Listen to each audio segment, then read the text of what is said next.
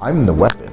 These hands, elbows, knees, these are tools for me as a jiu-jitsu practitioner. Well, I'm an expert at a Glock 19 pistol because I'm a counter-terrorist, a hostage rescue operator. I'm pretty surgical with an M4, right? I'm a trained sniper. I can reach you out 1,000 meters. I was a trained M1A1 tank commander. Okay, I can shoot you out at 5,000 meters on that. Yep. And then now I'm a cybersecurity CEO. Not too long ago, I met our next guest at an Above the Clouds wedding in Singapore. Shout out to John Ha of Seneca ESG for the connection, my brother. The more I learned about this guy, the more I said to myself, holy shit, what the ferk? This guy is a real deal American action hero. He's completed multiple tours to the Middle East and Special Forces operations missions throughout Asia, and one in particular where after retirement was called to go on a real live kidnap ransom mission. Not only go on it, but to lead it, to save a family in desperate times whose daughter was kidnapped and brought to the jungle in the Philippines. Talk about Asian Liam Neeson. This is the real deal. His story brought and catapulted him to fame, particularly in Taiwan, where he happens to be the nephew of the former president, Ma Ying-jeou. The list goes on and on. He's a boxing champ. He's a graduate of the formidable West Point Military Academy. He's a Brazilian jiu-jitsu black belt. There should be a movie about this guy's life. What's that you say? Well, there is one in the making.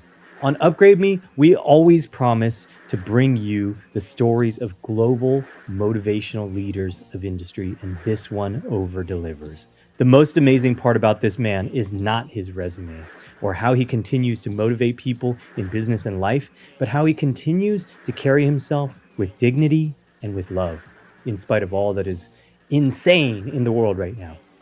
So thrilled to share with you the Upgrade Me story of Green Beret, U.S. Special Forces soldier and author Gene Yu. If you're enjoying today's episode, the most important thing you can do is subscribe here on YouTube. Tap the thumbs up, drop questions and comments, and if you're so inclined to be a supporting partner of our growing production, we would love that. You can do that by joining our Patreon. Links in the descriptions. Let's go. All right. The only way I could describe it is you are an undercover hero, Gene Yu. Thank you so much for being here on Upgrade Me and offering your time and your incredible, unimaginable, inspiring story. Thank you. Thanks, Dana. Thanks for having me. A lot of folks have seen your TED Talk and have read your books, but for the folks that are tuning in perhaps and seeing you for the first time, are there any updates or modern versions that you'd like to tell about your original TED Talk from Hong Kong?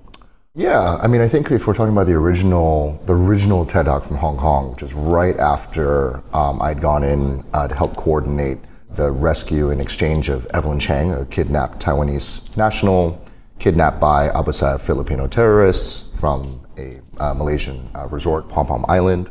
We basically were able to get her out in about 35 days or so. At that time, after the event, there was a lot of media attention because this was a national segment story in Taiwan.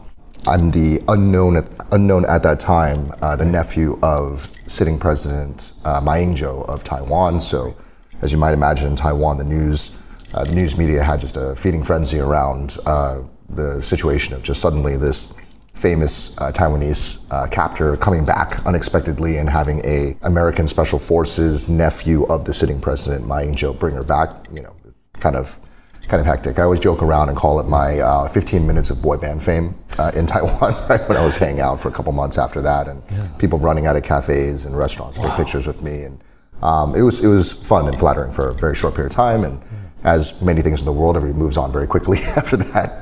But so when you ask me the question of what was updated from that time of the story, yes, tremendous amount, right? Basically, after 10 years from this event, because this happened in December 2013, there's been a statute of limitations that has expired where the actual Filipino heroes, as I refer to them, the Special Forces guys or Scout Ranger operators and the NICA operatives. NICA is National Intelligence Coordinating Agency, which is the CIA of the Philippines. Those guys have reemerged, my friends that I made during this ordeal, and have shared many more details about specifically some things during the operation that they had kept from me. Oh, wow. and then especially the aftermath. And particularly about the aftermath is that it was about an 80 guerrilla strong Abu Sayyaf group that had kidnapped Evelyn.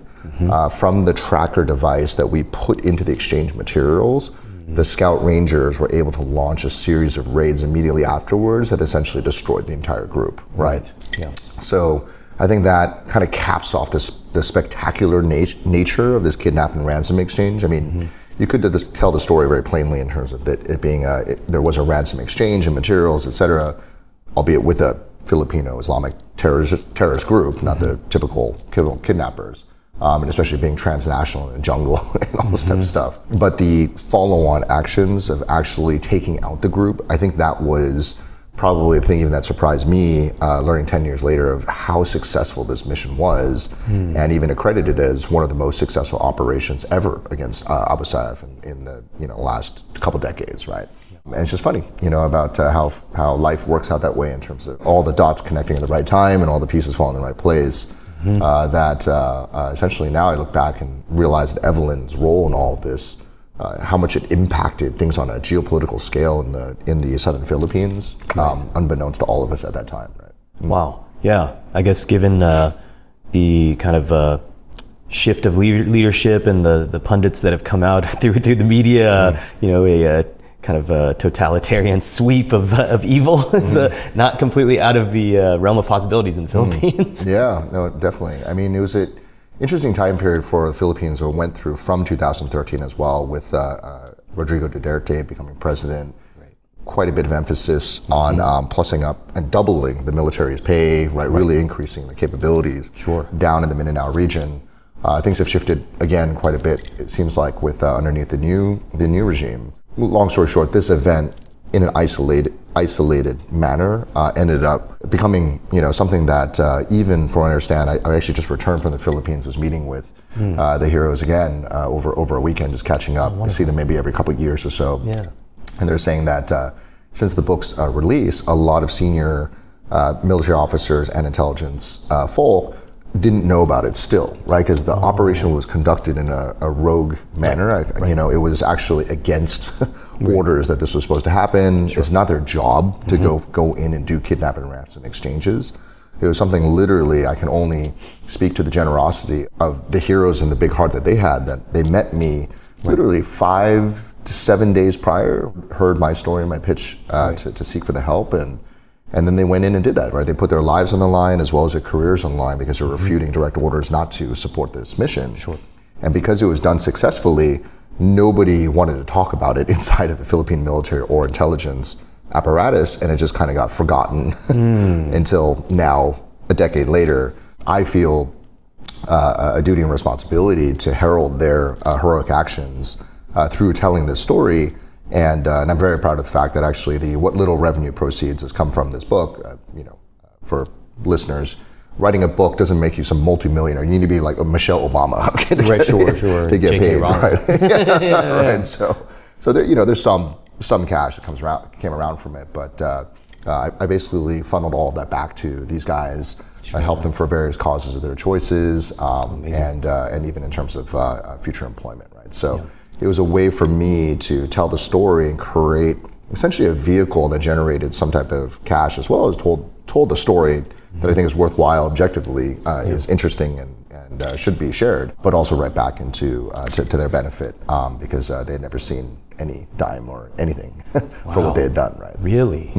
That's incredible. Wow, I didn't realize that element of it. I know that there was a very short period of time and a tight kind of timeline to get it done, and you had mentioned in some other interviews that you made some reconnections through the West Point kind of network of folks, but I didn't realize that they were all laying it out there just for altruism and the good of human, the value of human life. Yeah, that's one of the things I think about a lot. That's actually the thing that I think about the most that I took away from this whole experience is you can't have the darkness without the light, or vice versa, right? And it's actually the backdrop of this horrible situation where you have essentially impoverished and you could even consider oppressed nations down in southern Philippines, the Tausig people, that have resorted to essentially kidnap for ransom just in order to survive, really. I mean, it's all couched underneath Islamic terrorism, but really what they are is they're bandits at this point, just kidnapping wealthy foreigners to try to stay afloat in a fairly lawless and underdeveloped area, right? And so in the backdrop of all this horrible, oppression and you get this situation where you have heroes step forward and put their lives and their careers on the line like this. It's incredibly inspiring, I mean, I connected into this group through the West Point network. As I mentioned, there was an advisor at Palantir where I used to work, as well as a former Green Beret who connected me to the godfather of his children, and they had become close when American Special Forces, like me, was operating in the southern Philippines. And this Filipino West Pointer basically came forward and out of the generosity of his heart connected me through his network, and actually did accompany my travel from Manila down to the south as well, and stayed with me as kind of like in the background as the kind of operations coordination guys. Sure. But the real guys that went into the on the ground, right? And their names are public in the book and have authorized to say so. Manuel Juter Gamao, who's the main guy, called Nick, because he gave me a fake name during the whole operation. That's right, Nick. Chester. Yeah, that's right. And then Nick Aldred Lamoso, who is the NICA commanding officer of Region 9, which is the Mindanao area, et cetera. He authorized the whole operation, right? Okay. And then one more individual that the U.S. Department of War now, okay, as they call themselves, right? But Department of Defense had a public affairs legal body that reviewed my entire manuscript for the book and redacted out actually the name of the third hero who still works for the NICA operatives. I had put actually a code name in there, but they still redacted that out. I had literally made it up, so I guess my made up code name is going to pass classified information. But anyway, so it's those three individuals that basically did everything really on the ground in terms of going into the jungle camp itself, actually doing the exchange, putting their lives on the line, and then immediately following on with the operations, right? So one thing I should mention just before I forget as well is that I didn't realize until 10 years, to your point, the first question, like what's been updated from what I knew 10 years ago. I didn't realize till 10 years later, because I actually got the true identities of the three main Abu Sayyaf lieutenants that had kidnapped Evelyn Chang, that they were definitely the top 40 Abu Sayyaf leadership, that I was part of a very large effort in 2006 called Operation Ultimatum to essentially take them all out, right? And it was a big operation with in reality what we're recording was about 500 Filipino Marines and soldiers. You could expand it out with the entire logistical base, called 5,000, I've seen in reports. Massive operation with amphibious assault, multiple infantry battalions encircling kind of this final redoubt that they had holed themselves in, called Camp Tamahu on Holo Island. And it was a failed mission. We ended up wounding severely Gaddafi John Jelani, who was the leader of Abu Sayyaf at the time, and he was killed by the Scout Rangers later in an ensuing operation. But it was something that we had planned and had expected that we were going to take out the majority of those 40 leaders. And it's incredible for me that was something I did in time and service, and then as a civilian many years later, have been out and completely have nothing to do with the military, that three of those individuals would come back into my life and kidnap a family friend. Right? I don't think there's any, at least in the American military, I've never heard of a story, a threat group or adversarial group that we were fighting and targeting that somehow was able to, especially after my time in uniform, come around and get themselves involved in my personal life in some way. You know what I mean? So it was kind of this cosmic circle, you know, even realizing 10 years later of all the little bits and pieces of how odd this story's come back together, right? So again, I make the comment now, about it's, almost like, why are you telling me the story 10 years later? Objectively speaking, it is an interesting story of just all the different things that come together that I myself even would find stranger than fiction if I didn't know it to be true. The first reading of it and listening, it has all the makings of an action movie, and a real live action hero. Except it is your life. Well, yeah. I mean, and when you say action hero, I mean, I think at least for the Evelyn Chang mission, it is a kind of a classic kidnap and ransom kind of scenario. I mean, later on in different walks of life, I actually did become a kidnap and ransom negotiation consultant, right? And I've got a few cases in my belt. I'm not one of the world's top guys, but I've done a handful and gone through some measure of formal training. Right. So when you really look at it, like at the core of what was the Evelyn Chang mission, it was a kidnap and ransom negotiation exchange. The threat group was extremely high risk. It's not just like a bunch of like, gangsters or something like that, right? Sure. We're talking about like a hardened Islamic fundamentalist terrorist group that's living in a lawless area surrounded by jungle, right? Like it's a little bit, there's different modes to the level of the game. This one is probably on hard mode, right? For sure. And then also transnational, et cetera, and how do you get access and placement at these locations. So anyway, I just bring that up because a lot of people talk about Gene, you're this like this action hero. I mean, at least for this part of the story, right? I'm the broker, right? I don't say that in like fake humility. Like when you really look at and read the story, like that's what I'm doing in the background. I'm coordinating. I'm more of the operations the chess lead. master. Or even operations, I would say. Yeah, maybe some strategy. Of course, there's a lot of strategy involved with all this, but I think it's when you combine the background that I have as a former American Special Forces officer, I was a commander as an extremist, assault troop commander, which is this now no longer in existence, but there used to be 5 counter-terrorist troops that America would forward deploy, essentially be regionally affiliated. So it's kind of like a junior varsity Delta Force, as we used to joke around, but I was part of that group. So there's a lot of stuff that I did action-wise across four combat deployments in Iraq, and Philippines, and tied to this whole story. So I think when people take a look at my background, which actually has nothing really to do with the actions on the kidnap and ransom, they tie together and make all sorts of assumptions that I'm like, haloing out of like avoiding planes, lasers, coming in or swimming into the target and everything like that. For the most part, I'm sitting this entire Evelyn Chang operation. Yes, I'm moving around. It's a little bit more like, I think I would say that I operated more, and with the background that I was trained, extensively trained in special forces, is more just tradecraft, right? How to move from hide side to hide side, build rat lines, and make sure that I was safe, along those lines, because the early days of being in the Philippines, whether there was this risk or not, I've certainly perceived it of having being exposed as an individual, right, in terms of my own safety and risk. Once I stepped into the Philippines, but being the representation of the Chang family, and at that time being suspected that the Taiwanese government was going to support directly, because that's what other governments have done for Abu Sayyaf kidnap victims. Some of the order of those ransoms have been paid out at $5 or $10 million US. So now I'm a mark walking around in a place like the Philippines that could be potentially representing $5 to $10 million of hostage money. That's very high risk for you on an individual basis.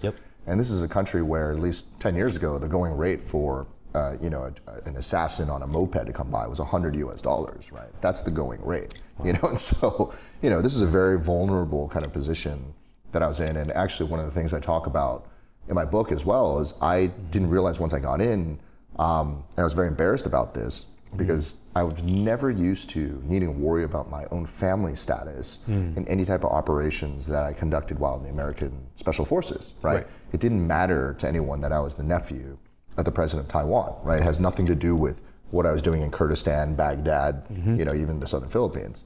But now suddenly that this story, which was tied back to the Taiwan news media, is going straight up into the presidency because there's this loose tie between Evelyn Chang and through going to the same school as the first lady, et cetera.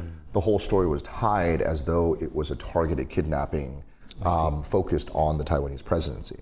So for myself to have gone in, which my uncle and my family completely were unaware of, right? I literally, my cousin the other day was just joking. It was like, this guy, he was explaining the story, like this guy just picks up his backpack and wanders over to the Philippines like he's going for a walk to go do this. But it really was kind of like that. I literally just decided day of and just flew out to the Philippines to start contacting old people in the network to see if I could help. And one of the things that I was very embarrassed about, like probably about the middle of the operation, the whole thing was 35 days, so let's call it like day 15 or 20 or something like that. I realized how much risk I'd put myself at because, these guys had kidnapped Evelyn and thought that she was going to have a $5 to $10 million prize, even though she didn't really have a connection to the president of Taiwan, right? She wasn't really and this is not to denigrate her status, it's just she was a She was the manager of a factory, right? Like she's kind of like she comes from a good family, of course, and everything like that. But she's not like this big political figure or any big story tied to her in that sense. And as I'm moving and operating as a singleton inside the Philippines, what would have been the price on my head if they realized I was the actual nephew of the president of Taiwan, right? Running around like this, doing this on my own, and I realized how stupid I was, right? Like to have put myself in that position, and that just adds to all the stress. Obviously I didn't pull out in the middle of it, but it was something I talk about in the book briefly, right? Is that all these things are something that I reflected upon a bit deeper, writing about the story 10 years later, and understanding all of these pressures were ongoing, and try to share as much as I could in the writing about that, of just how I felt and what were the factors ongoing. Sure. So, very long answer to your initial question of what's different from what I knew right after the event and then 10 years later, both from a reflective standpoint, but then also a factual standpoint of all the things that now that statute of limitations passed, that the Filipino heroes, the Scout Rangers, and the Nika operatives have shared with me, that I tried to include in the details in the story as well, in the book as well. Yeah, you said that they had surprised you with some details that you were unaware of during the mission as well. Like, is there anything that you can share? Yeah, sure. I mean, okay, so like, and I write about them, right? So right before, like maybe about 6 months before I published the book, I reconnected with them and I flew to Mindanao, where one of them, Nick, was serving as the 2nd Scout Ranger Battalion commander. Okay. So I literally went back in the jungle to go see them, right? And we stayed at this remote house, just slept on the floor, drank Johnny Walker Black, right? Like all night telling these stories. And I think that one of the most incredible stories for me is that prior to the exchange of Evelyn Chang, right, nobody on the good guys side, meaning the Filipinos even, the Scout Rangers and the Nika operatives, had actually seen those 3 people that I mentioned, those 3 Abu Sayyaf lieutenants, ever actually face to face. There's no picture of these guys. Oh, wow. Right? Okay. Right? And so he was telling one of those stories, like, so Irang Susakan is a very well-known top high-value target out of the Abu Sayyaf. I think it was like maybe top 10 or 15. And he was saying that when he went into the camp, right, because it's a longer story, but basically he was forced and tricked to go into the camp essentially by himself, completely exposed. If they knew he was a Scout Ranger or a Nika operative, they would have whacked him immediately, probably put him on videos of beheading. I mean, it would have been a huge propaganda event, right? He was like kind of the sworn enemies that are on the front lines of the battle between the two, right? And he's standing there being surrounded by 18 Abu Sayyaf, right, waiting for Evelyn to come out. And Irang Susakan comes out, and he made eye confirmation, visual confirmation of what Irang Susakan looked like. Later on, Irang Susakan, his remains were found, and then a Filipino military unit claimed that they had killed him. There's a lot of corruption in the Philippines, as you might imagine, and particularly rampant today. And I don't know if this, actually, as I make that comment, I'm not even sure if this is corrupt or not, but basically they claimed confirmation they killed Irang Susakan. So everybody thought he was dead, right, for years later. Then as recent as, I think it was 2022, okay, I wrote in the book the exact date, but 2022, a famous Muslim leader named Noor Masari was flying to Davao, right, and on this, I think he was having some negotiations with the government on something, and he was traveling and giving a guarantee of safety for a Muslim colleague, brother colleague.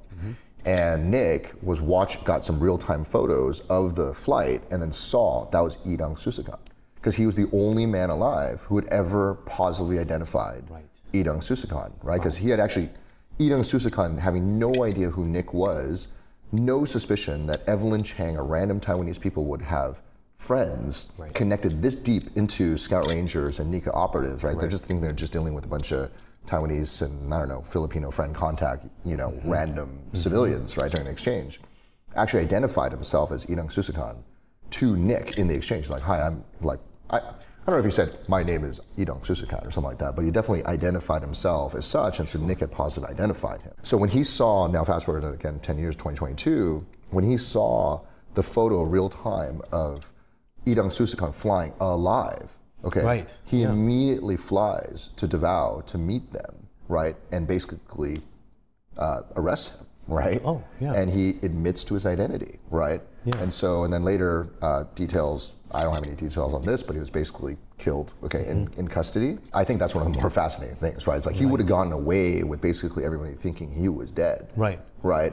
And still operating clearly, because he was still traveling with the most senior Mindanao Muslim leadership. But because Nick had positively identified and seen him, that caught up to him 10 years later, right? Wow. That's incredible, right? Yeah, that's just like seeing a ghost. Yeah, seriously, seeing a ghost, right? Just fascinating. Again, I mean, just about how all the little decisions and lefts and turns we make, left and right turns we make in our lives, and just kind of lead to that point. Right. That one moment you decided to have that hubris to show up, right? To meet with the negotiator at the point and identify yourself. That's what led to your demise 10 years later. Just that one moment, right? Right. It's fascinating. It's fascinating, right? Yeah. It makes you think. Yeah. It makes you think twice about living a just and pious life. Yeah, I mean, I wasn't even thinking to myself, like, for the audience and for myself, like, oh my gosh, I identify my identity to people when I meet them. Right, yeah. Just more this type of lifestyle. I mean, if he's playing a pretty hardcore game, right? That there's pretty binary in terms of winners and losers, I think that sort of thing. So, yeah, just that one time that he exposed himself, and he didn't even know at the time, probably still today. Well, I say today, I mean, he's dead, but when I mean, like, to the point that he was killed, I'm not sure Nick identified to him that it was during that exchange, right? That it was him that that knew he was him. So part of the reveal of the story is that Nick, the reason why Nick, and when I got connected to them and the Scout Rangers or the Nika operatives had a connection into the camp that Evelyn Chang was being held, was that he had already been grooming a relationship for about like a year or so, posing to be a local construction company and making protection payments to the Abu Sayyaf. So it's kind of like the mafia, right? It's like the mafia goes around and goes, hey, I'll protect you from the bad people when you need to pay me protection money, right? But it's really them, right? That's gonna come. Right. Protect you from us. Yeah. So that's kind of like what the Abu Sayyaf do, and as well as the MPA communist rebels. They call them revolutionary payments down there to all the like local companies. So it's very common for mining companies, construction companies that are operating in these rebel and terrorist kind of controlled areas that they have to pay these payments. It's like tax, sure, right? Which is kind of a funny insight for me. Yeah. It's just an alternative form of government, right? Yeah. Right? We call it tax to the government. Right. What's the difference? Right. It's protection money, right? Like, exactly. right, for the police, for all these type of things. I mean, they're not going to come and personally attack you. Right. Somebody else will. Right. In this case, it still could be somebody else, but they will actually protect you from those other lawless elements, right? There's a lot of bandits. They call them goons down there. Yeah. Anyway, there's a lot of groups. There's maybe less of those fees. There's no sales tax. And yeah. It's not codified. It's a little random what the number is. Tax. They're a little more efficient. Yeah, it's just one of the things. Just segue for a second. Like, I learned a lot operating in Southeast Asia, just period, but particularly Philippines, where I have the most experience. Is a lot of things that are construed as corruption by advanced markets is really just the same thing, but just codified in law, and run by governments. Like, my favorite example in the States is lobbying, right? Because essentially payments to politicians to influence what you want to come out from a business outcome. It's just codified inside of a law, and there's a lot of loopholes throughout the whole thing. So is that really that much different from a wealthy businessman just straight up paying you cash and then saying, like, hey, I'm expecting you to pass this law or whatever that's going to be to my benefit, right? So anyway, so I think with this scenario of with Nick, he was making protection payments and pretending to be this construction company that needed the Abu Sayyaf, for the protection. So he had already developed a relationship where he's paying money in. So to the very end, right, Idang Susakan thought they called him Nick the Engineer. Oh, right, that was his, they're like, Nick the Engineer is here, right? He's helping facilitate, He was playing the card that he had a friend who was Taiwanese, Chinese Filipino, right? And that had a connection back to the Chang family. But that's how they had that relationship. But just fascinating, right? Like all the way to the very end, he just exposes to Nick the Engineer, who had never met Nick, but had come out and said, hey, Nick the Engineer, I'm Idang Susakan. And then just in that moment, he didn't realize that he was, an active Nika operative and Scout Ranger operator, right? That Nor 10 did years he know later. that they would reconnect over a photograph. Right. Unbelievable. Yeah, because he didn't know, because then he wouldn't have exposed himself, right? Because he thought nobody had ever seen him before. Right. It's fascinating. You mentioned that some of these details are coming out because you've passed the statute of limitations of the time limits of secrecy.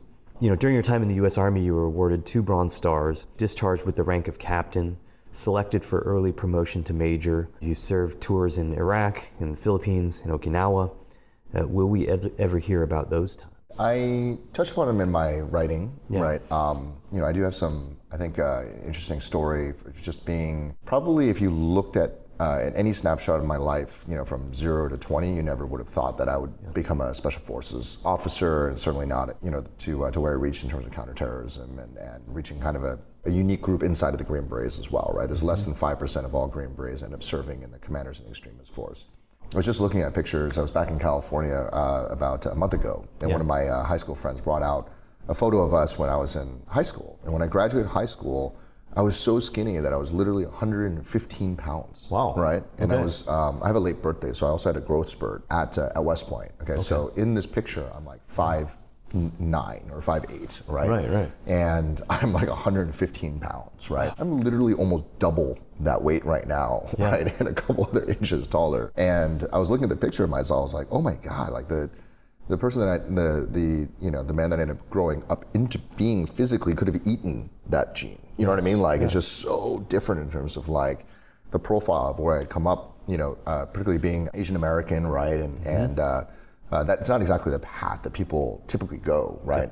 Most Asian Americans, very education biased and white collar jobs, kind of follow this very cookie cutter path. I ended up going to West Point because I wanted to essentially do something very different that I thought could challenge myself, but also do something that I felt nobody could ever talk shit to me about again. Right. Yep. Because I felt people talking shit to me all the time in the U.S. Right, and people, especially Asians, coming including out to your Asia, parents? Including my parents. Right. So yes, parents, Yeah. your own society, and then also external. Right, everybody's just talking down to you all the time. Right, and making you feel as small as possible and as incapable as possible. Right.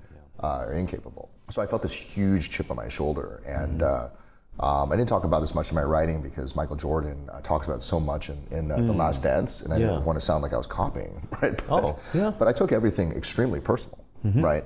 And actually, I've come to realize that I think that is part of the Asian American experience, particularly living here in Asia for so long now, 25 years, and having a very comparative point to Asians who grew up as a majority versus Asians who grew up as a minority, not just in the States, but also other Western countries, UK, Oz, wherever, Europe, et cetera.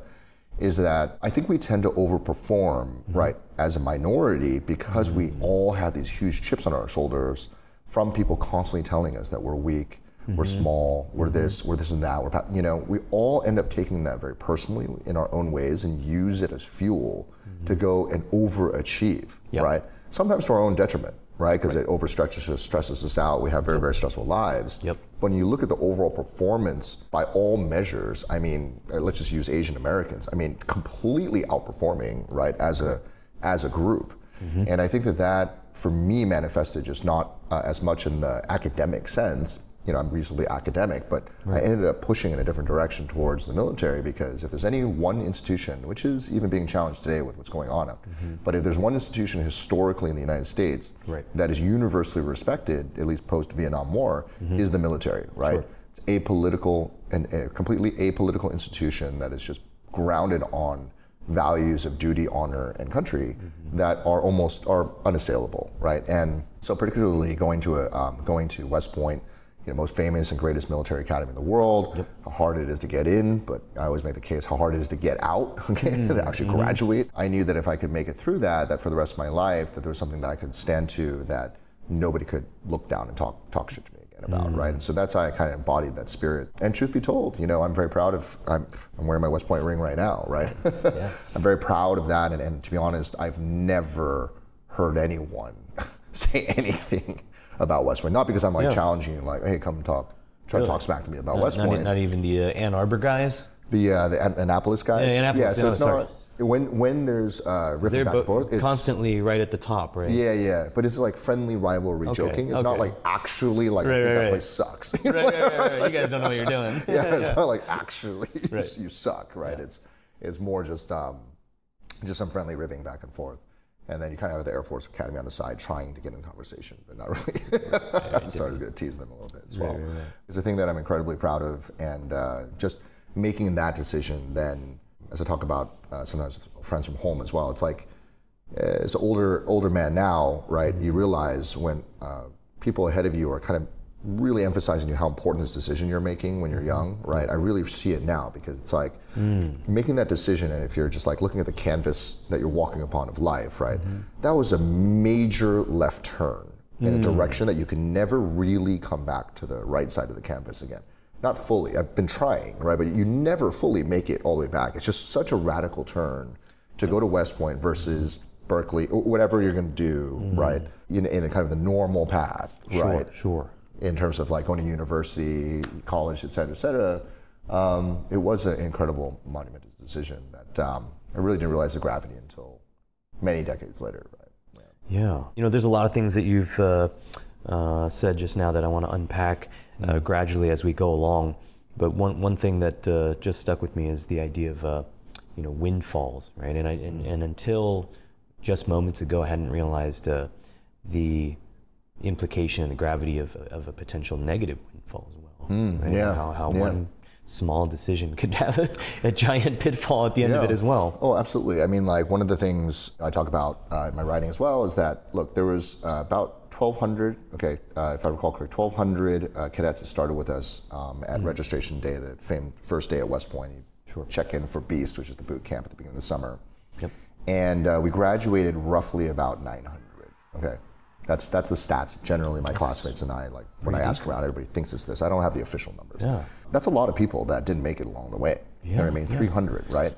So we're talking about a good 25% of the entire class's starts. Yeah. Your normal kid that gets into a great, let's say Ivy League school or whatever, any one of the top schools in the U.S., everyone's just like, you made it, right? Like you're just like, good job. You know what I mean? Like you made it. You got into Harvard or Stanford, whatever. Like you're done. Nobody thinks, oh man, I hope you graduate. You know what I mean? Like you just more or less just breathe, okay?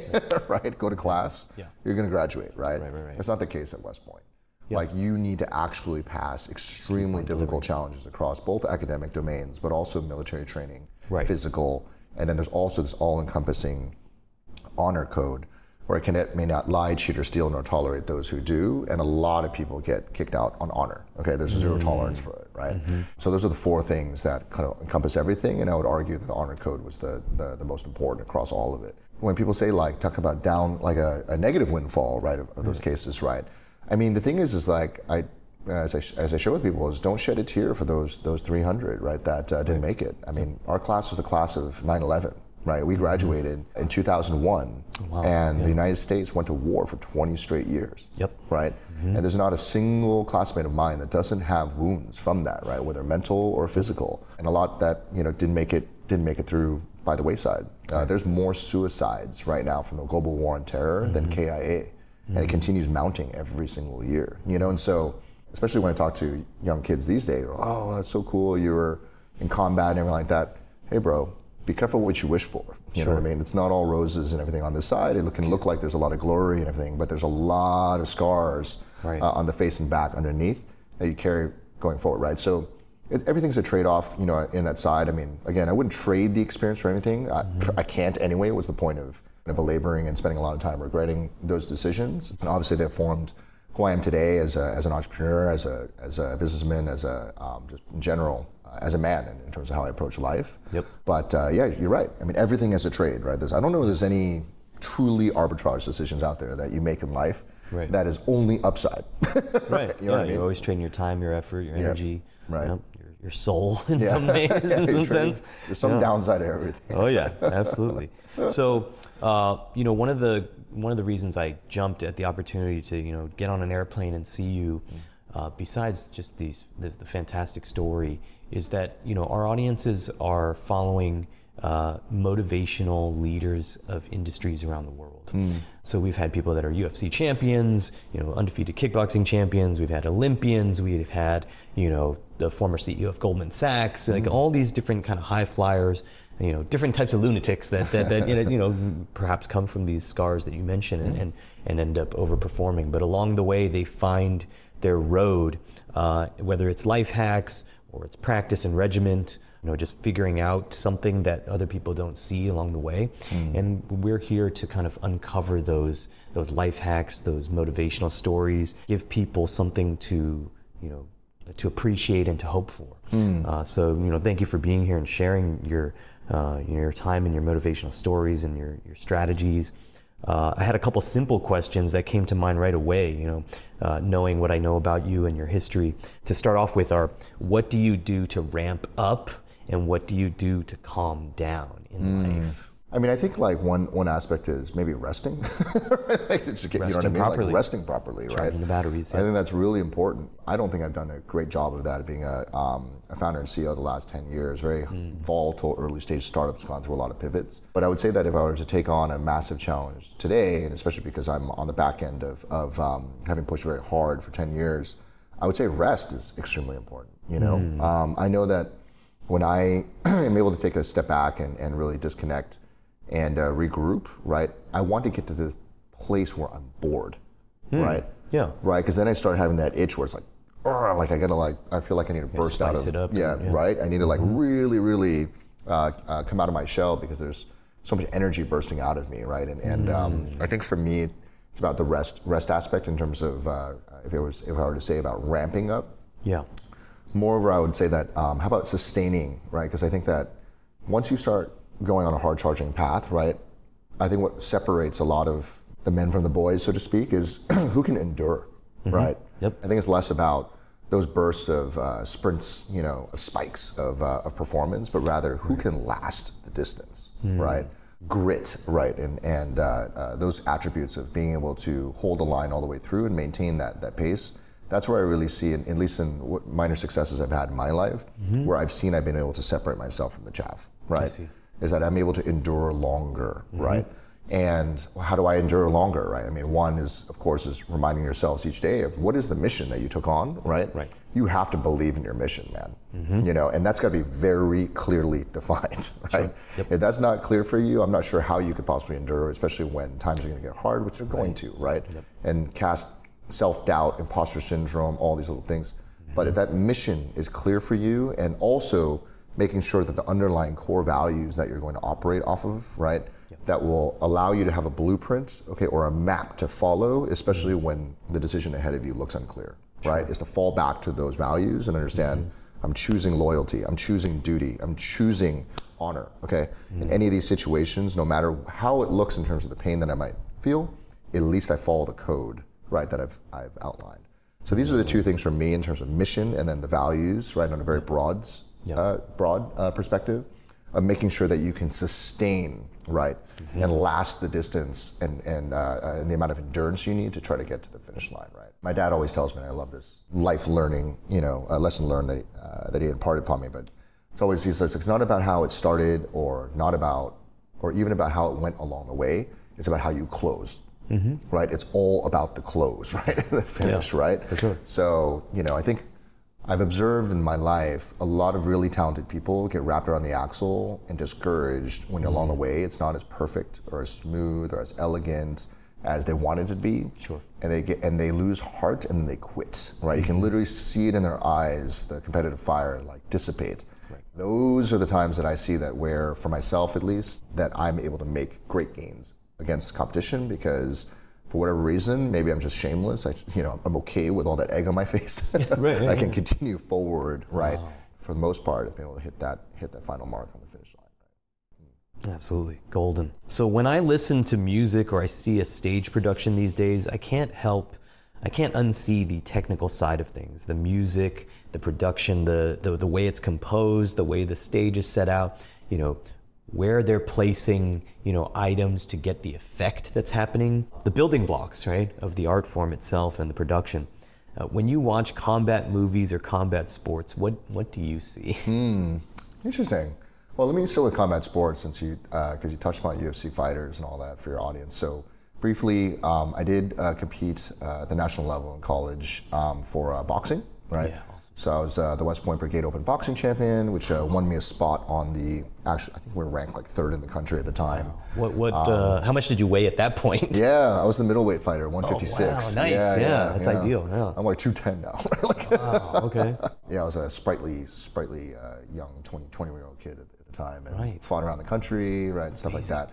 But again, like low level, I just want to be very clear. I wasn't like a massive champion or anything like that. So I actually competed in Division I and two sports in college, right? Yeah. It was tennis and boxing. Wow. But like I only competed like 3 or 5 matches in both. So it's like bare minimum to be like claim that. Right, yeah. So I always got to joke around, but it sounds really good. You claimed a title within a few matches. Yeah, well, that was for West Point, so it was like Yeah. an internal academy boxing championship, which is well known and prestigious, you know. But once you win that the Brigade Open Boxing Championship, at least at that time at West Point, then you won the starting spot on the actual collegiate boxing team. Right. And so I competed a couple times there, and then I'm a black belt in jiu-jitsu. I've been studying jiu-jitsu for 30 years, right? So when I watch like combat sports, I'm watching the strategy, right? I find it fascinating to watch like the different techniques that they're employing. I can see like which moves they're trying repeatedly. You can kind of see they're testing the waters here and there. So, you know, I like watching also very closely the gas levels, right? Yes. You know, because I think that's a lot of things when I watch, like, you know, sometimes it'll come up on my YouTube feed of these like street fights and stuff like that, these tough guys. Yeah. And you see everybody's so tough for the first like 10 seconds. Yeah. And then they gas out, right? It's amazing how fast they they throw like 2-3 punches, all the adrenaline, they're not used to being in a hand-to-hand combat scenario, and they gas out. Right. And you can see them being like, okay, fight's over. And it's Right. the real fighter's like, no, this is where we're starting. Yeah, right? Like, yeah. oh, you thought that we were just going to do this play around. Water now. In the West Point boxing gym, there was a big placard above the ring that said, "Fatigue makes cowards of men." Right.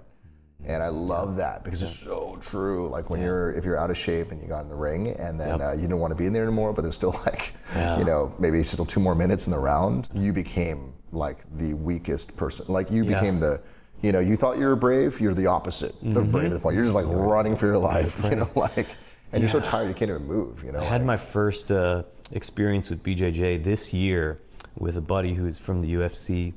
And you know, he was like, I'm not going to injure you, but I am going to bring you to a place of discomfort until you submit. And I was like, okay, let's see. And he's like, do whatever you can to just stop me from submitting you. And I was like, okay. And we were on the ground rolling around a bit, and I'm trying to push him away and make distance any way I can. And the only way I could describe that feeling was it was like being swallowed alive very slowly, but surely by a big snake.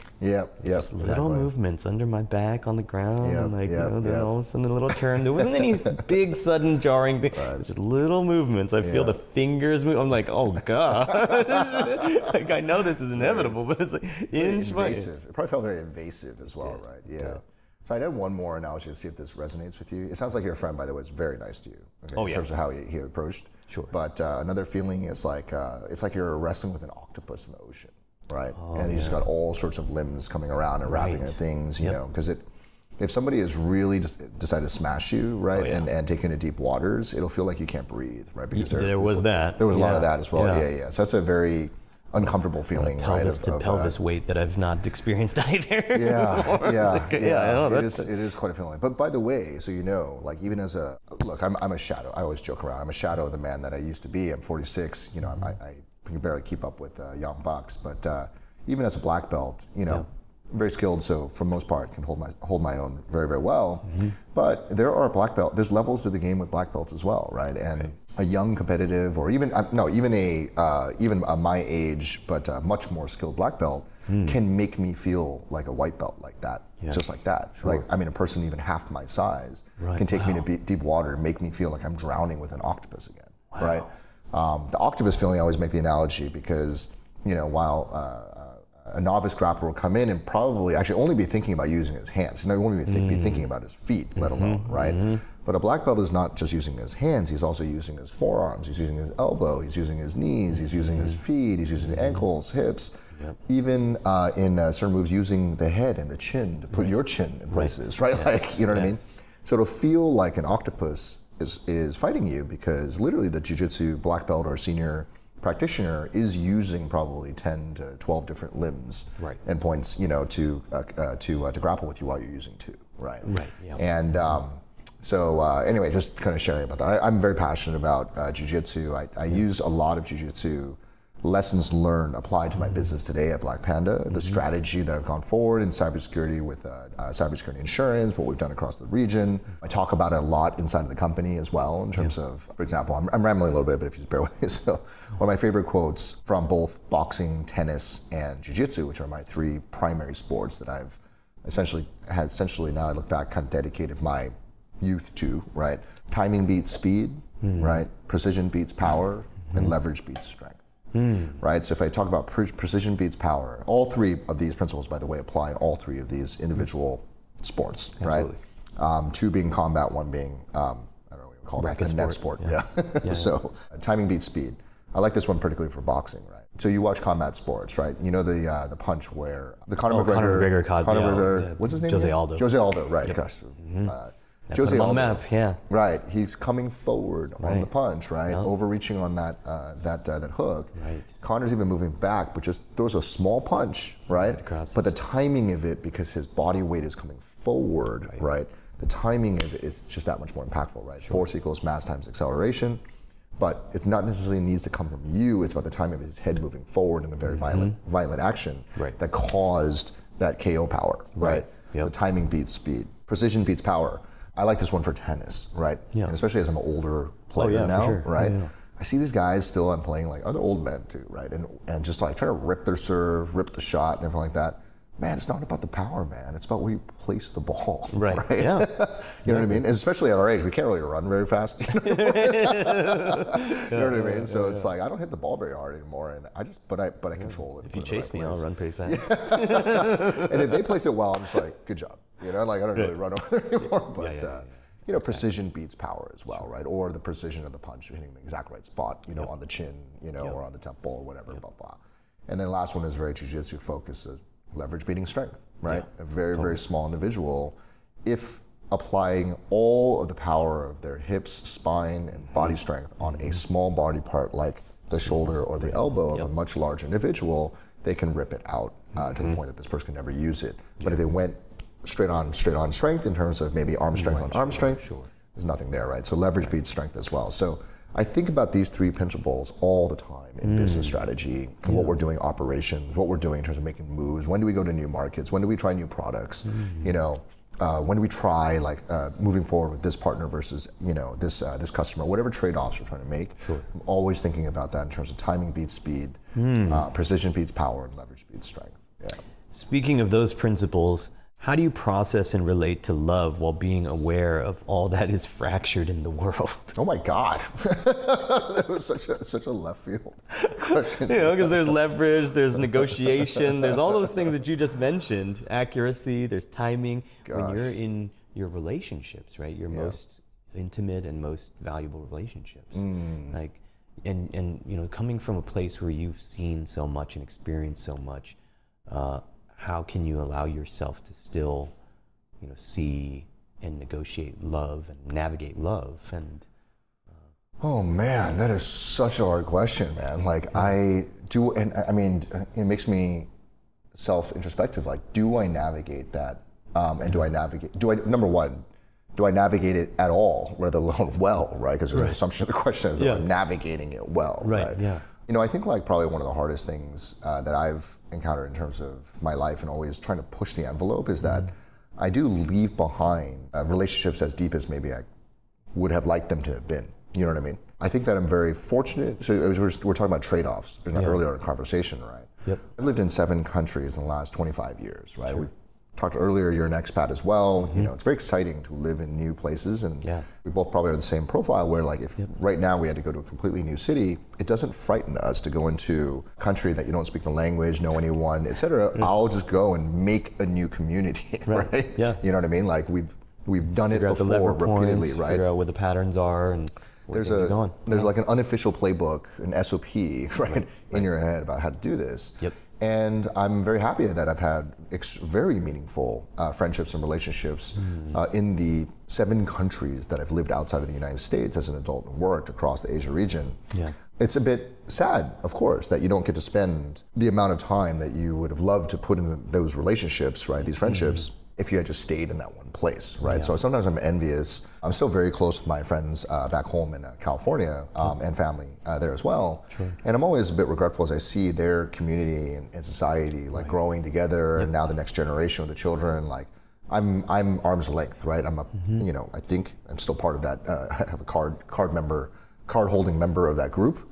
but it's not as deep of a relationship from that aspect as I've gone to essentially explore and push the envelope of my own self-discovery by going and looking at as many things as possible out there, right? So I hope I don't feel like I'm dodging the question around love, right? But like, but I think that has been one of the challenges of trying to find that common thread across all those relationships that I try to continue to maintain as well. Yeah. You know, for me, I'm very fortunate to have found a wife, right, that that you've met as well, right, that actually has traveled with me, right, for the last 4 countries, right, quite happily taken on a role of supporting, more of a support perspective of the journey that I'm on, right, and that has been, actually has truly enabled me to be, in my opinion, you know, the man that, twice the man that could have been elsewise, right, incredibly supportive partner, like along those lines. So I guess that's the one, she's the one main thread of continuity across everything along those lines.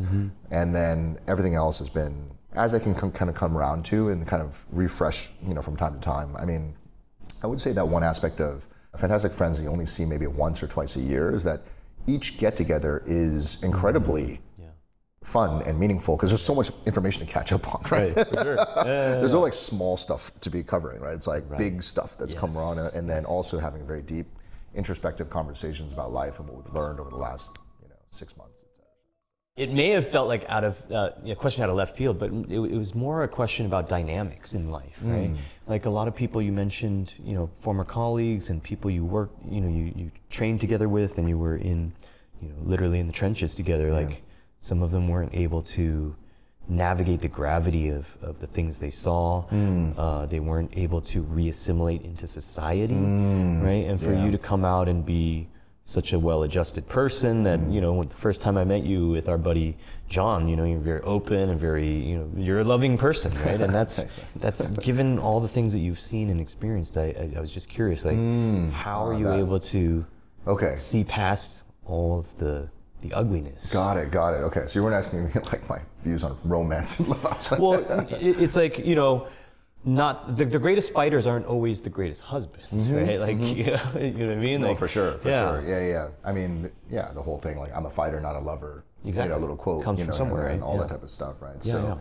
Yeah, so, so I think, like, for one thing I'm very always public about, even though I volunteered for just about the highest risk things you could possibly do in the American military at the height of the war as well, which was the first half, of the global war on terror. I'm not taking anything away from the back half, Afghanistan. There were a lot of nasty battles going out there, and there's a lot of things that people saw. But when you talk about Iraq in the 2004 to 2008-ish time period, that was heinous, man. And that was the George W. Bush. Yeah, George Bush era, but it was just the height of the Iraq Weapons war, of mass right? destruction. I mean, I remember when we were in Baghdad, and I was part of the at the time with the Iraqi National Mission Force. We were doing missions like twice a night.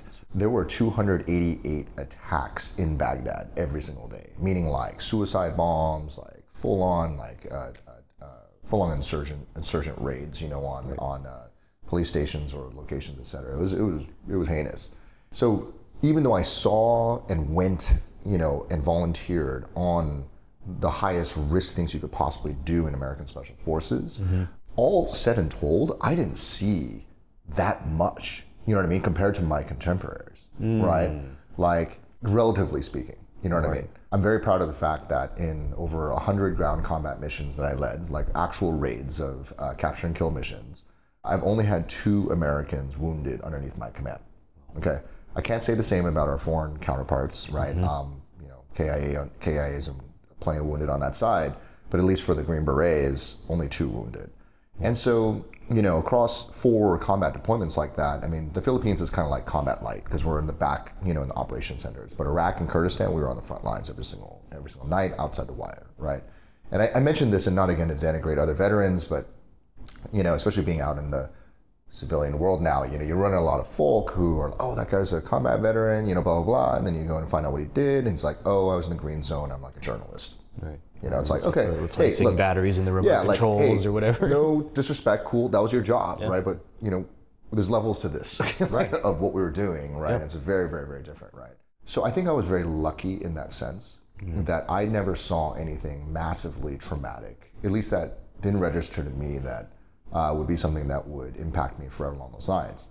I do understand what you're referring to. Okay, PTSD is a very serious mental war wound, and when I first started Black Panda, we did actually hire a lot of veterans, and I realized that that was actually a challenge, not only just assimilating them back into the real world, okay, because the military truly is, especially the American military, to be honest, I can't speak of any other military society, but the American military is a wartime military, right? Even during peacetime, it's filled with people that have experienced real combat. So there's a very different vibe when you talk to professionals in the American military, and also then compared to a conscript military, for example, like in Singapore, right? And again, not to denigrate that aspect, but it's very different from a volunteer professional soldier versus a conscript. Okay, it's night and day. Okay, and then now with a military that actually goes to war on a regular basis and is filled with veterans, the level of gravity and seriousness when it comes to training, when it comes to preparation, when it comes to just all aspects of the profession are incredibly. There's a large gap, okay, between a peacetime, military filled with people who have never seen combat versus something like the American military. So I think that transition is hard for anyone anyway, just coming out of that society, because it is like another universe. And I see a lot of people who have stayed in too long, they've been institutionalized and have a hard time coming back, right? So if you remember the movie Shawshank Redemption, and there's a guy that he can't make it on the outside even though he's been released, and he ends up committing suicide. I'm sorry to say that's a very good analogy for how a lot of people have a hard time of transitioning coming from the military on out. So for me, one is that I only served for 8.5 years in the line units. I was in 4 years at West Point, which I'll argue with anybody all day that was the military, okay? Because people in the Army try to say like, oh, that wasn't the real Army. Dude, it was worse, okay? It was like being in prison, okay? But it was definitely in the military, right? In terms of being underneath military law and everything like that. It's a different version of it. So really all time told is 12 years. Is that much big of a difference from contemporaries that are now getting out of the military after a full career, 24 years? Yes, there is an aspect that I had a greening period coming out of transition, right? I've worked at Credit Suisse as an investment banker. I was early employee at Palantir in sales, right? I've been in business now for 10 years. There are certain aspects I would admit though, Dana, that I'm still transitioning out of the military. I find myself commonly at work now realizing I'll say things that are common quips from the military, and people will be like, what did you just say? Right? Like, you know what I mean? It's like a very common thing, like a little phrase that I'll say or something like that.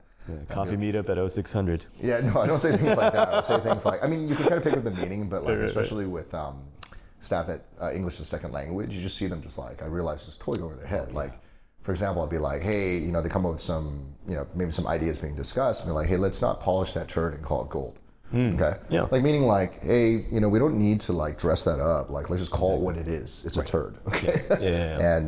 And you see that just totally go over people's heads. But I'm already like moved past, and I'm like talking about something else. Right? Pig and lipstick, still pig. Little things like that. I mean, these are little funny little vignettes. I mean, there's deeper things in the aspect of things I assume that how people would approach a mission or a task, or how they would approach work, or how they speak. Maybe I give an instruction I think that would be a universal language kind of item, but I didn't realize it's actually like military doctrine, right? That we all understand and can operate very quickly off of as a common language, but I made an assumption that something as basic as that could be understood. Could be universal. So it could be universal. So I run into hiccups like that as a CEO, that I need to slow down sometimes in my communication and try to think about everybody else's context, coming from different universities, different company experiences, different training, different fields, different countries, right? Different languages. And it all adds friction that I took for granted when I was in the military, that everybody operated in the same common language, right? For example. But as I think about your overarching question about the transition, and thank you, by the way, I do think that one of the things about me, especially coming from the Special Forces community, is that I'm an individual that has been able to cross over, right? And be relatively relatable, relatively able to communicate my story in a hopefully relatively meaningful and value add manner, right? In terms of enhancing my own career, but while also sharing lessons learned for others to take value out of, both good and bad I guess that's been maybe one of the things that I've been able to uniquely solve, right? And why I've had, again, what minor success I've had in business and private sector is being able to cross over, right? Sure. I'm not a public-facing special forces veteran that has just solely built books and brands around Like military Jocko Willink leadership. or whatever. Yeah, right. It's mostly around military leadership. No discredit. And the content that those guys have put out, I've read, like, for example, Jocko Willink's book, for example, on extreme ownership. Yep. That's a very well-written book on, to be honest, very basic military leadership principles from the infantry, I would say. It's kind of casted and rebranded with the Navy SEAL kind of dust on it, right? But it's very well-written, right? And it's solid principles that were considered 101 things that you learned as a plebe at West Point. Sure. And it's very well-written, right? And there's a lot of other folk like that. Like, you've got David Goggins, seen out there, right? Now it's a fitness thing, you know what I mean? Like, it's basically, these things are very, like, directly translated from the military experience that they had, and now packaged and marketed in some way that the market can ingest and feel that maybe they're a bit of a Navy SEAL or a Green Beret, they're toughen up. Whereas my transition has been entirely into the business space, right? Cybersecurity had nothing to do with what I did in the military. I am technical as a computer science undergrad. I was able to cross over from that aspect. I feel like I'm rambling a little bit because I really don't know what it was that has given me the ability to kind of traverse, right, and stay true to your emotional side and your ability to empathize and Well, I think definitely one other aspect that I've learned coming out of the military is that, for one, I do think that Green Berets, and especially Navy SEALs, sorry, I'm going to dig on them a little bit, but especially the Navy SEALs, are propped it up too much, right, and put on a pedestal, right? At the end of the day, like, an Olympian athlete, or even a Division III athlete, right, is probably highly more coordinated and physically fit than a lot of folk inside of certainly the regular military. I'm not going so far to say all Green Berets and Navy SEAls, right? But let's move up the chain and talk about professional athletes. Dude, they could smoke all of us. You know what I mean? Like, you know what I mean? Yeah. Like, if you look at, like, the people competing in the CrossFit games, I think there's like a couple of SEALs that made it up there. But dude, those dudes are so freaking strong. Like, that's not what the average Green Beret looks like, or the average Navy SEAL looks like. But what's different about the I guess the background and skill set, it comes back around to endurance, right? It's about the attrition. Particularly for the Army side. I can't speak about the Navy side because I have gone through their training. But one of the main things I know that's very different about the rigor of the hardest challenges is the removal of sleep, food, and warmth. Okay, and this, I can't understate what a major factor this is. I mean, obviously, everybody can be pushed to their physical limits, right, in any type of scenario, right? Just go outside and do 10,000 air squats right now. Pretty sure it'll crush you, right? It'll definitely crush me. I'm not going to make it. I'll tell you right now. Sure. But, there's ways to physically push yourself to the limit just from a exertion standpoint. But what do you look like when I take away your sleep and you sleep less than 4 hours a night for 60 straight days, right? I can tell you from Ranger School and from Special Forces training, you hallucinate, right? And your brain process goes from like 10 to like 2, okay? And obviously you're irritable, you're emotional. Now you're supposed to lead others or collaborate across very hard physical tasks. This all just takes the game from what was already a hard mode to super hard mode, right? In terms of depleting you. Food, if I start only giving you 1,000 calories a day while you're pushing out 2,000 to 3,000 calories of work, and it starts eating across your stomach every single day, you can't even think of anything but eating food. Now, coupled on top of the sleep, how do you operate? And the last one is if I take away your warmth, right? And your core body temperature drops, 5 degrees Celsius, where you're just shivering all the time. You're sleeping outside in the snow and the cold. You add all these three things together, that doesn't matter whether you're the greatest CrossFit athlete, Olympian, etc. You'll watch, I would say 99.9% of those people, right? They'll crumble underneath that instantly. They'll fold like a deck of cards, right? Sure. That's what's separating the men from the boys in special operations training, in my opinion, right? Is who can last, and that's what I talk about. I've been talking about this whole conversation about endurance, right? I'm not the fastest, I don't jump the highest, right? I can't throw the ball the hardest, but I can last to the finish line, right? That's from a physical standpoint, from a mental standpoint, and an emotional standpoint. I think that maybe some of those aspects I've been able to translate a bit better, right? From transitioning from the military into private life. Anyway, I appreciate you saying that, Dana. Of us meeting. Yeah, I know. I think a lot of people usually say when they're like, if they read about my profile or think about some Green Beret, they should expect some like really mean dude, right? Who's like not, very social, right? Too cool to, stoic at least, right? Like I'm very social, right? I'll go around and talk to everyone and make a lot of jokes, things like that. Yeah, I hope it does come off as a facade of hiding something dark inside. But I think I'm extremely appreciative of having gone through that experience. I'm very appreciative of relatively coming out unscathed, from a mental and emotional standpoint. Of my physical scars, I am completely physically disabled, according to the injuries that I had from the military. But all said and told, I actually feel very fortunate, on the back end of where I'm standing, of all the things I volunteered for, and then how relatively untouched I am on the backside. Yeah. For sure. Are you familiar with the term or condition of hypervigilance? So you mentioned earlier that you'd like to work on your goals until you feel bored. And there's a condition that I learned about.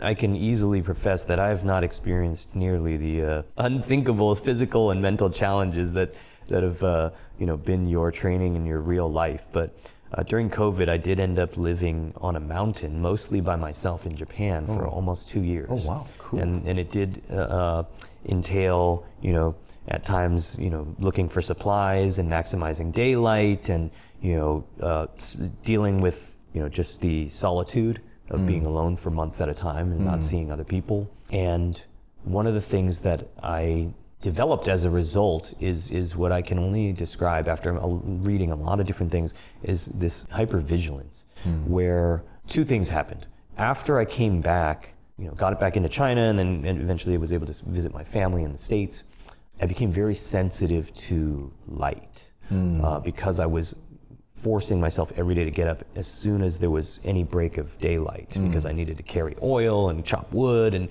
I couldn't do those things in the dark.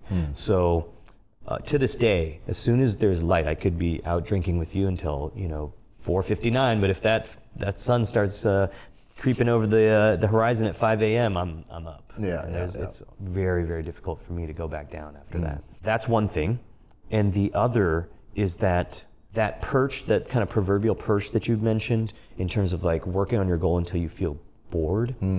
When I reach that point, I become completely exhausted, because according to the definition of hypervigilance, you're reaching a point where your fight or flight finally recognizes you've reached a perch of temporary safety, and then it turns all your systems off in order to allow you to rest from that kind of that very intensely aware state. Okay. Right, where all your senses are looking for something, whether it's tactile, it's visual, it's oral. Right, and as soon as you get to that point, you just crash out. So after the pandemic, when I finally got back to the States, it was incredibly hard for me to get out of bed, even though just weeks prior I was like, at the first glimpse of light, I was out there chopping and carrying and like doing my my trainings and whatnot, and reading and doing all sorts of things to improve myself. So I'm curious if you're familiar with that feeling at all, right? And how the feeling of basically like you've expended everything, almost like you've expended everything that you had, right? And then now you need to reset, I guess, and regroup. And I mean, like, because when you're at that place of borderline delusion, you're deprived of all your physical and spiritual luxuries, so to speak. You then are peaked, and you're also just wringing out your senses, right? And so afterwards, like, how do you recover from that? Yeah, I mean, certainly, for one, as I talk about all this stuff that I'd gone through when I was a young man, right? Like, I'm in my early 20s, mid-20s, and I do remember just like feeling like I slept for days, afterwards, right? Like, at Ranger School, I lost something, I want to say like 30 pounds or something like that, like in a matter of like 3 months, right? I remember just feeling like I'd come out of like an out-of-body experience. Like I was actually like even like even I was still in the military, but I had to like adjust from Ranger school being back in the military life, which is normal military life, Right. I had this funny thing where there's this joke about Ranger students, like once you come out of Ranger school, like you want to carry this like giant backpack around everywhere. Yeah. You're just carrying like everything you need, like at any moment. Right? Yeah. Because you're so used to carrying this massive, pack around that, you're just basically like kind of living in the woods, off of. And, I wouldn't go as far as the extremes that you've experienced, right? But one thing I was thinking about when you were talking about your experience of living on the mountain in Japan for like those 2 years, there's an aspect of that of I think a humility that I have when I come out of the military and transition is that there's so many challenges and experiences of the human being pushing themselves to different envelopes. I don't have that lived experience, right? I find that to be an incredible mental challenge and introspective to be able to go and live on a mountain for 2 years, right? Or, hearing about the stories of folk that do these meditative silent retreats, for 10 days, and sleep like less than, that one, right? Yeah, and sleep less than 4 hours. Yep. Like that is a completely different challenge on a mental plane, right? That I haven't experienced. And so, I think that a lot of veterans come out, and again, particularly from the Special Forces community, and put blockers in front of themselves where they kind of have the attitude like, if you weren't SF, right, like, you're nothing to me, right? Like, it's like you have to have been SF for me to respect your opinion about anything. And they end up closing themselves off into society on the side. Yeah. Right. Whereas I think for myself, I've come around and realized that there's so much that the world has to offer in terms of everyone else's different experiences, and that there's a lot of really, really talented people and amazing human beings that have pushed themselves in different directions than from my own experience that I can learn vicariously just by listening. And I find that extremely fascinating, right? Sure, yeah. And kept a very open mind as much as I can, to those aspects and hearing those different viewpoints. So while I find this fascinating about this concept of hypervigilance, right? And what you experienced, in your, I guess I would call it like a period of solitude, right? And introspective. I mean, sure, there's amazing things that you learned about yourself during that time that that nobody else could ever have shared with you, right? Yeah, absolutely. Speaking of discoveries, early in the conversation you had mentioned that going to West Point for you was kind of a departure from the expectations from your surroundings. When I read about, it's your uncle, right? Ma In-jo. I noticed that he's a man of educational pedigree, but also someone who's been in the military as well. Yes. Did you have any discoveries along the way? How did your family balance the importance of physical training with quality of education? When I was growing up, like my parents, I think, unlike a lot of Chinese parents, growing up in the States, were very supportive of sports. Right, so I played like every sport under the sun when I grew up. Like I was born in Massachusetts. I mean, I was playing ice hockey, skiing. Like one of my favorite memories as a child was my dad or mom would drive me to school on a Friday, drop me off, and then like an hour later, they'd come back and then like tell the teacher like, "Hey, I need Gene for this family thing," and they'd take me skiing by themselves, just the two of us all day, right, at the nearby resort, like 20 minutes away, and they'd be like, "Don't tell your mom," or "Don't tell your dad," right? And they would do this. It's one of my favorite childhood memories. So they were very, very supportive from a sports education standpoint. So it wasn't so much about physical fitness, but just more, I think, I've actually never spoken to them about like why they emphasize that so much, but we played a lot of sports when we were growing up. Ended up vectoring into tennis, where I was very competitive throughout high school and then played in college and blah, blah, blah stuff. But yeah, so when it comes back around to my uncle, actually, so I just saw him a few weeks ago in Taiwan, and he talked like at length about now as he's reflecting upon his life and he's been out of the public eye less, I mean, when I say out, not entirely out, but not as intensively. Sure. And he was actually talking to me about how he has always thought of our family as a family of scholars, right? From himself, he was a Harvard SJD, Harvard Law School SJD, all of my aunts and my mother went to the, best schools in Taiwan, and then went, all my cousins went to all these like Ivy League schools and like MIT, et cetera, et cetera. And then he's like, I never thought in our family we'd have somebody like you who just goes this totally like left field path and becomes, this warrior. I think that was pretty fascinating for me to hear straight from his mouth, because I never heard him express that before. about his wonderment, about like this random, this random strand of the family tree that decided not to go this route. He was kind enough, to say that it wasn't that, I don't know how to read or anything like that. Like, I still was fairly academic. I'm not anybody that would claim to be an academia or anything like that, but I recognize that as well out of when you talk about my family, et cetera, I'm slightly an outlier. Well, not slightly, I am an outlier, when it comes to that, right? So, but again, for me, as we were talking about earlier in our conversation, it really was the decision to go to West Point that at the beginning of peaking out in life, right, at that 20-year-old mark, essentially, right, Yep. that I took a hard left, right, where everybody was going to the right, Yep. and that changed my life entirely because I didn't even go to West Point because I wanted to be in the Army. I didn't know what the difference between a captain and a sergeant was. I literally knew nothing, right, when I showed up. I just wanted to go to West Point because of its prestige, because of the challenge that was around it, all the respect that it seemed that you gained, when you went to a place like that. I had zero interest in the Army. In fact, I thought the Army was lame, right? Like, I didn't want to be part of it. It really was 9/11, right after we graduated, that changed my entire mindset of rather than using the Army as some type of personal travel experience and some type of fitness experience. program. Yeah, exactly. A fitness program or some type of self-serving reason, right? Sure, 9/11 actually changed my attitude from being a user, I guess, of the military to being a volunteer. Right. So even though I was already in and committed, I sincerely volunteered. In the moment, I was very angry and I wanted to fight. Well, I did, right? And so when you look at that, it's just like that's how my life kind of evolved from that. Obviously, the Evelyn Chang incident just added onto that. I realized today, and this is something I did want to share. I realized today, right? Look, I'm 46. By no means would I consider myself old, but I'm very clear about who I am today, both from a matter of like my career, my interests, etc. What I realized that I've cared to be is essentially a weapon, right?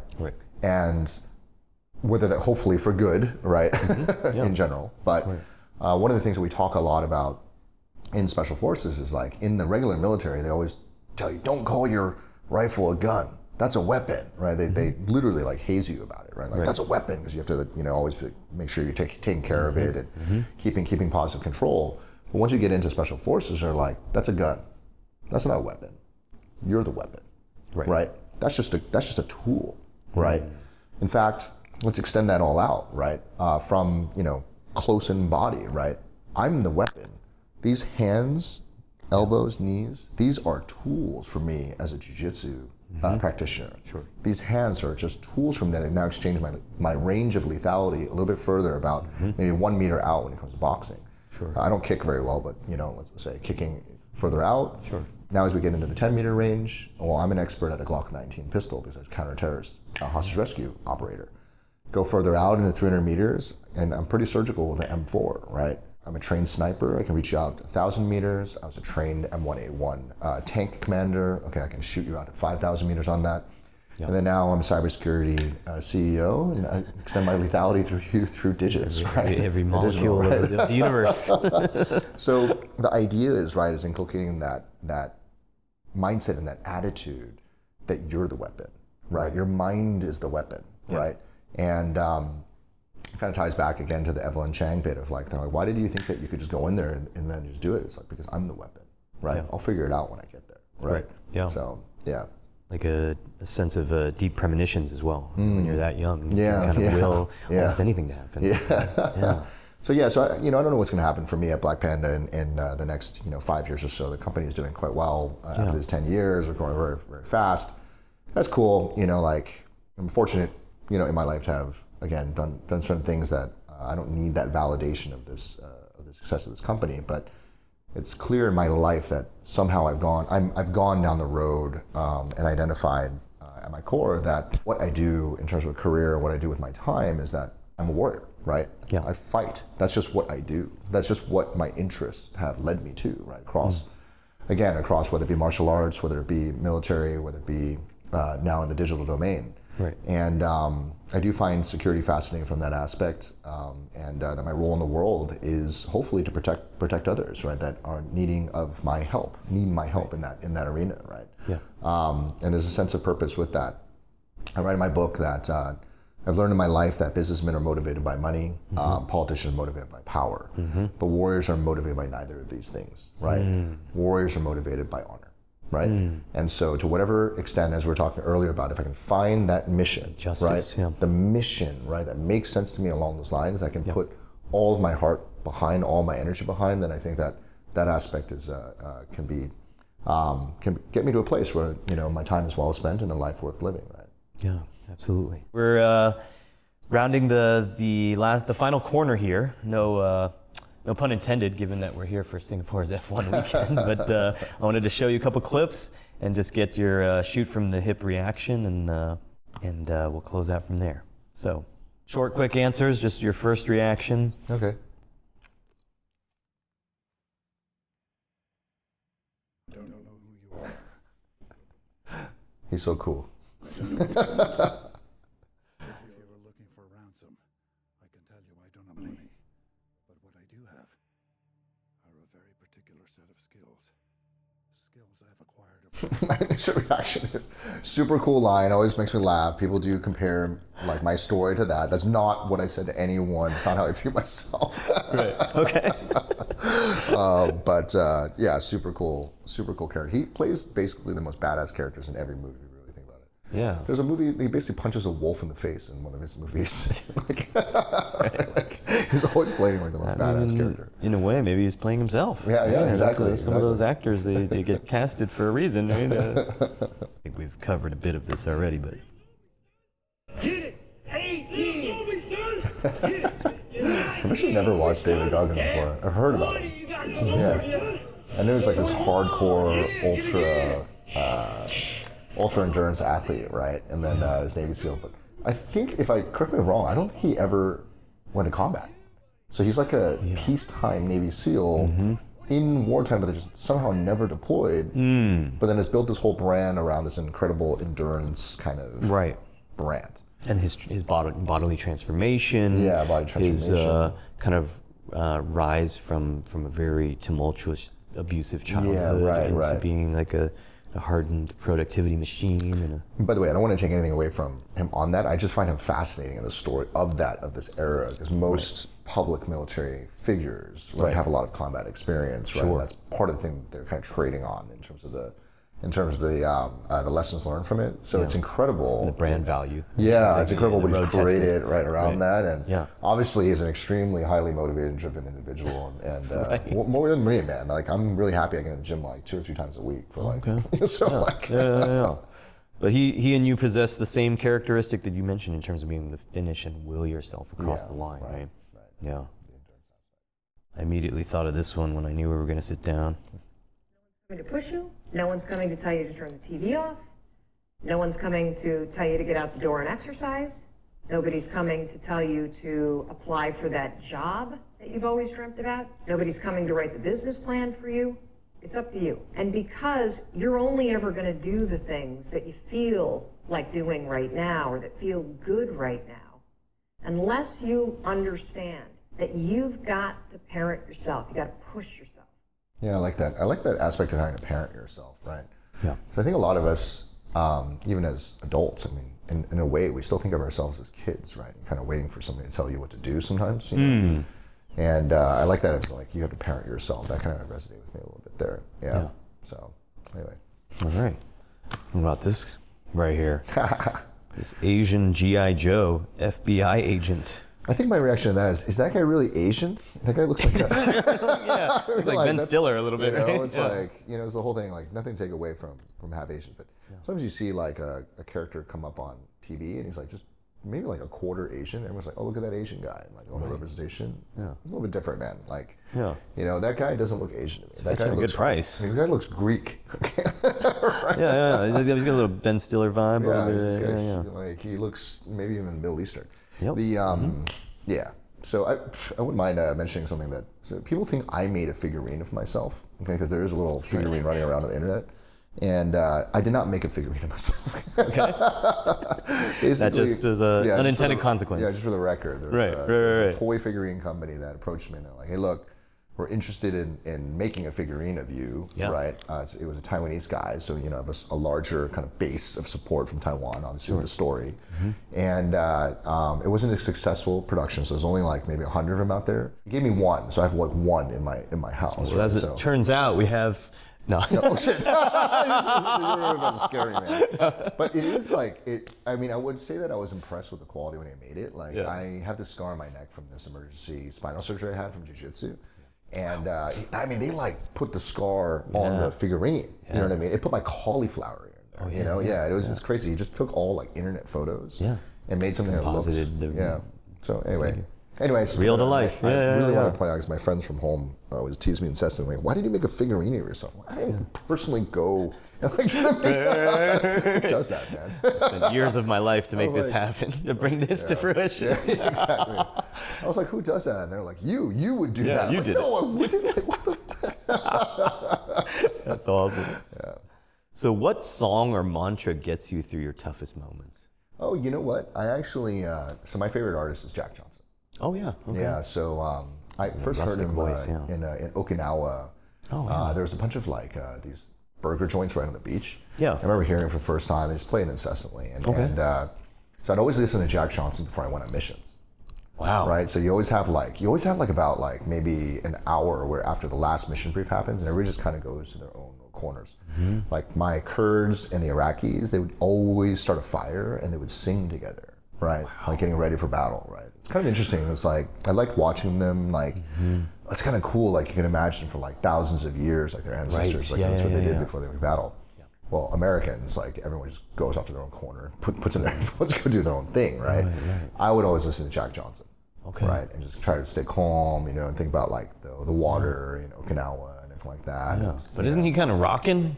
Jack Johnson? Yeah. No, he's like very chill, like acoustic guitar. I was thinking Jack White. Jack Johnson. Yeah, Jack Johnson. Wow, like Better Together. Oh like, my gosh, yeah. Banana Pancakes. Yeah, so that's still my favorite music today if I really just want to chill out. Yeah. Okay. Yeah. So you asked me. I mean, you're a music guy. I mean, that's my vibe actually. Is Jack Johnson. Yeah.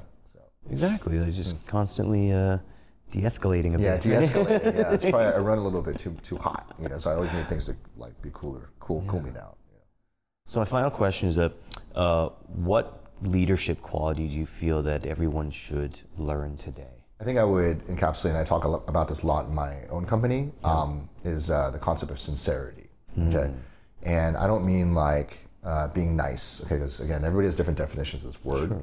Sincerity to me is the best descriptive core value of how warriors speak to each other. Right, meaning when you say something, it means although it's already done, right? We all know somebody in our lives that is so punctual that when you say they're going to be there at 3 o'clock, there's no way they're not going to be there at 3 o'clock. You know what I mean? They're just that person that's just so consistent and so trustworthy. That comes from being sincere, right? Essentially, you are careful with your words and you don't just say random things that you don't really mean that you're going to do. And I think that leaders need to be extremely sincere because being sincere on a repeated basis allows very high trust to be built, right, inside the organization and with you. And that could permeate through the entire company, organization, whatever it is that you're leading, right? When somebody is sincere and builds a high trust cycle, it's what I like to refer to as being formidable, right? And you know when this person says, I'm gonna do this by this time and this date to this standard, everyone's like, okay, that shit's about to happen, right? And that's being formidable. And that, again, builds a high trust society, which allows speed to move very, very quickly. This is so critical coming from the warrior ethos culture, right? If I tell you we're gonna meet at 2 a.m., right, and we're gonna be assaulting this position, and I'm gonna tell you I'm gonna be on your eastern flank here at 2 a.m., you better know, right? And you better know and believe that I'm gonna be there protecting your flank at 2 a.m. On the dot, right? There's zero room for error on that. Exactly. And that sincerity and that quality sincerity is an extremely important value that I think I've crossed over from the military warrior ethos. It's even talked about as the #1 core value in Bushido, the way of the samurai, et cetera. So sincerity. Amazing. Yeah. On that sincere note there, thank you so much for sharing your time, your wisdom, your experience, your energy. You've quickly become one of my favorite people because you embody principle. You also have a standard of accountability and self-awareness, an enjoyment for life, and all those things don't usually come together in one package. Well, thanks, Dana. So it's been awesome to spend time with you. I look forward to all that you're going to do in the future. How can people follow your story? What's coming next? Oh man, well, one, I'm not a big social media guy, so I'm only on LinkedIn. About to be. Oh, okay. So I mean, yeah. So at least on a personal level, I'm only on LinkedIn. So if people want to follow me there, that's cool. You know, my book is out, right? The Second Shot, Gene. We've done pretty well with something like 65,000 copies downloaded and sold out in the U.S. Yeah. We're working on a film, right, with Simu Liu as the lead actor and Temple Hill as producers. We've gotten the screenplay writer behind the movies Kandahar and The Contractor, Mitch LaFortune, signed on. So they're still putting it all together right now, but it's exciting. I'm in the background, right? I'm not a Hollywood dude. I'm just kind of in the background as the story. Yeah, and otherwise, my company, Black Panda, right, cybersecurity insurance company, might be a little bit far away from what the audience are interested in, but if we cover the whole region in Asia, so yeah, if they're interested in that space, you can reach out to me there as well. Awesome. Yeah. Gene Yu, you're the man. Okay, thanks, Dana. Yeah, I appreciate it. Thanks Thank for the you. chat. Yeah. All right. Thanks for making the effort to see me. Yeah.